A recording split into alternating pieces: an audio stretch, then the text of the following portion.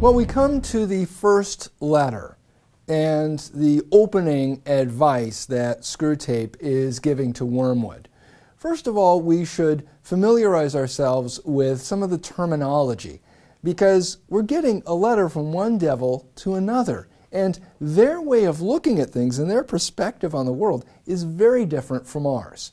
So, the human being that they are working on is called the patient, the person who is being operated on, if you like. Here's somebody who they are trying to damn. That's what their goal is. They are trying to damn this human being. And they use this very sterile kind of language to describe the victim. You will see them refer to the enemy with a capital E. And throughout the letters, this refers to God. God is the enemy with a capital E. Conversely, the devil is referred to as our father below. He's not a literal father. This is like being the father of your country, the father of your community. It's a metaphoric father, but it evidently is a term of respect and some kind of fear. Angels have a hierarchy, and Lewis does a little bit of a pun here by referring to the devils as having a lowerarchy, that there's some kind of pecking order among the devils, and if angels ascend higher and higher toward God, devils do the reverse, lower and lower toward Satan. If you read the Divine Comedy, in Dante's depiction of hell, the Inferno, the devil is at the very bottom of hell. And that is actually not something that's full of flames. The devil with these extended wings is in this sheet of frozen ice. And the implication, the farthest away from the warmth of God's love, that here is the devil at the very bottom. If there's a pecking order among devils, of course what this is a leftover of their natural abilities. Devils, like angels, differ from what they know, the way that they know it, a kind of spiritual strength, a kind of spiritual will. So think of it as being almost like organized crime, where the toughest, smartest, and most ruthless are at the top, or in this case, at the bottom. And as you go further along, the ones who are sort of less intelligent and less tough. So that takes care of some of the basic language. Subtlety. The devil works in ways that are not obvious, and this letter starts off by illustrating that very nicely. We may think of the devil as tempting us to do things that are spectacularly wicked, that somehow the devil is going to tempt us to rob banks or deal drugs or murder somebody in the middle of the street. That, of course, is not the way that the devil generally works, because it's generally not effective. You have to look at the person that you're working on and ask, is this something that in fact is going to make him morally and spiritually worse? So let's look at the example that he gives. For years, Screwtape said, he had a patient who was an atheist, and he would regularly study in the British Museum. The British Museum, of course, has a library section. Karl Marx did a lot of his research for Capital in the British Museum. Evidently, this fellow is reading and gets some kind of an idea that would lead him in a direction toward God. Screwtape doesn't suggest arguing with him. He says, I wasn't such a fool. Arguing with the patient isn't necessarily a good idea because that excites his reason. Now, that may sound strange to us, but let's address that in a bit. Let's talk about what he does do.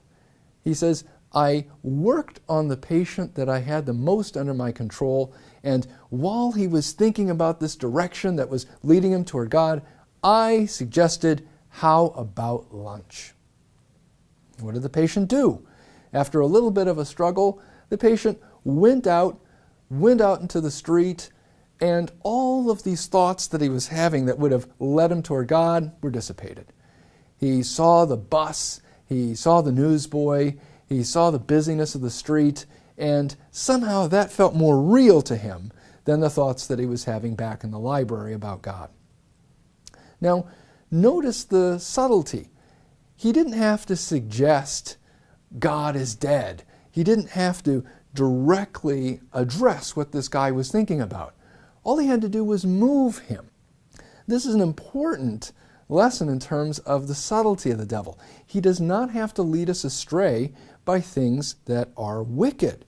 He can lead us astray by simply moving us away from a higher good by a good that's lower. Now, eventually, that can lead to things that are wicked. And from his point of view, hopefully will things lead to things that are wicked. But it doesn't have to do that right away. This is the important thing that we have to recognize here, that the devil can take lesser goods and lead us off the path, not things that are explicitly evil. Now, let's go back a moment to what it is that this atheist was thinking about. What could have been going on in his head such that by reason he would have come to see that there was a God? Well, if you look in Mere Christianity, in the opening of Mere Christianity, Lewis will argue from the fact that there is a moral law, that there is a moral awareness that all of us have, to see that there is some kind of being, supernatural being, behind that law. That law is not something that's just the result of society or convention or upbringing. It's not just the result of evolution or instinct. It's not just something that's a social convenience or something that's useful. But in fact, this is a law that, as St. Paul would say, is written on our hearts, that there's written into human nature an awareness of the way that we should live and we should act.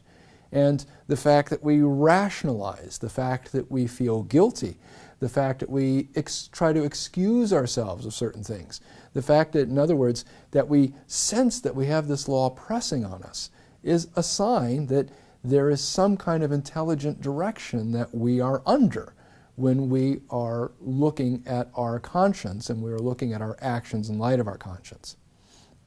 Now, I think when Lewis makes this distinction between reason and emotion and suggests that somehow the devil prefers working on emotion, working through propaganda, than working through reason, that can be surprising to readers because they think of religion as being emotional and they think of atheism or non-religion as being rational. But in fact, you can have believers like C.S. Lewis who argue rationally for believing in a God, for believing in a Savior, for believing in a church.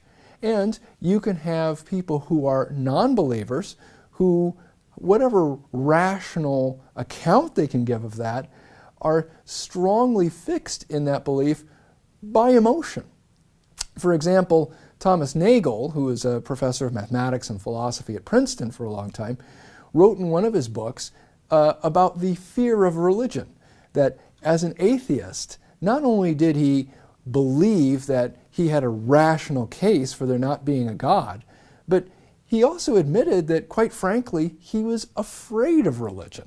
That it's not just that he didn't believe that there was a God and think that he was right in that belief, but as he put it very nicely, it's that I hope that there is no God. I don't want there to be a God. I don't want the universe to be like that. So we have to recognize that part of non-belief can be emotional too.